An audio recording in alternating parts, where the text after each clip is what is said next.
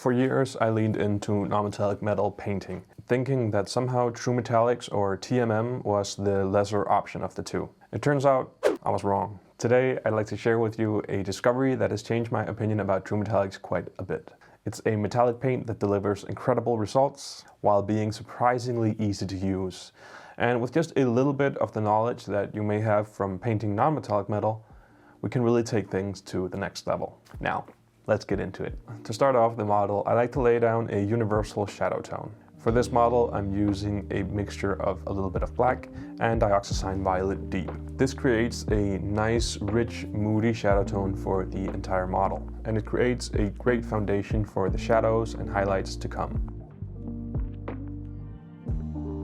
Next, I'll begin to sketch the placement of the lights on the metal parts. And I make sure to follow the same direction of light that I've already painted on the face of the model, keeping the brightest reflections on his right side of the armor. Using acrylics, I build up the reflection gradually in layers. For the shadows, I'm adding in a little bit of that violet. And for the highlights, I'm mixing in more and more white with tiny additions of yellow to build the brightness. This layering approach helps me to map out where I want the brighter reflections to be, and it's really going to be helpful when we move in with the true metallic paints in a little bit.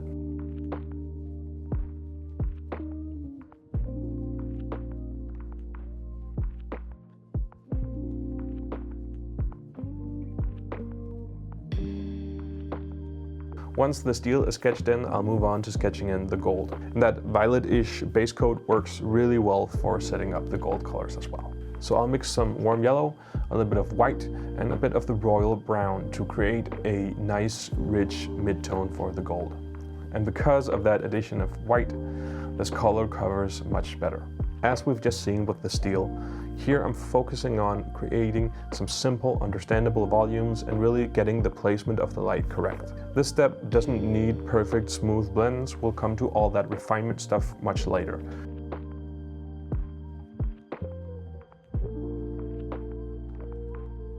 For now though, it's really important to focus on interpreting the volumes correctly. If you're watching this video and noticing some jumps in the completion of the painting process, it's because this video is a part of a much longer, extended, exclusive lesson available for my patrons over on Patreon. My patrons get access to an extensive library of tutorials, an active community Discord, as well as the opportunity to get personalized feedback on their work from me. It's because of their support that videos like the one you're watching now is possible.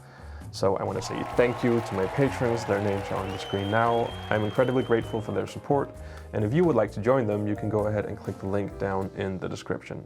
Now let's get back to painting some true metallic metal. Now for the fun part, adding some true metallics in oils. For this technique, we'll use a little bit of high quality thinner, some old brushes, and a few different oil paints. Chromatic black, burnt umber, transparent red oxide, Indian yellow, and most importantly, silver from Gamblin. And this metallic paint is really what sets this technique apart. And here is how it works. The transparent oil colors lets you tint the metallic paint very subtly, creating some nice, rich depth into the metallics. Instead of doing the traditional approach that you probably know from acrylics, where we base coat with our metallic paint and then put on some wash and then re-highlight the metallics, here we're simply wet blending everything on the model itself. For the steel or silver parts of the model, I create a thin wash using some of that thinner that consists of chromatic black and burnt umber. I then apply this wash all over the metallic areas that we've already sketched in. I'll then come back in, and into the wet wash I'll then highlight using the placement that we've already mapped out with the acrylics with the pure Gamblin silver. If I need to, I'll touch up some of the edges a bit with the blending brush in order to mix some of the darker wash into that brighter highlight tone. This is a very simple matter of just wet blending the shadow tone into the highlight tone. So I'll just use a brush here on the edge between these two different gradients. Please note though that the metallic flakes are going to be quite hard to get out of the brush once you've used it, so don't use anything near and dear to your heart. Rather, you should go for a cheaper worn out brush that is more intended for this sort of rough work. For the gold, I create a wash of burnt umber, red oxide, and Indian yellow. And the process here is really the same. I cover the gold parts with the wash, and then gently place the highlights with some pure silver. The transparent, vibrant colors of the wash will then mix with the silver paint itself, and that should give us a nice rich gold tone. The beauty of this method is just how easy it is to create smooth blends and these vibrant metallic effects. Because the oils stay wet and workable, you can refine as much as you need. Whether you need to refine some subtle shading or some sharper highlights, this paint really makes all of that incredibly easy. Mind you though, that the metallic paints dry quite a bit faster than traditional oils in my experience. In this case, the miniature was dry within a few hours. And that's it.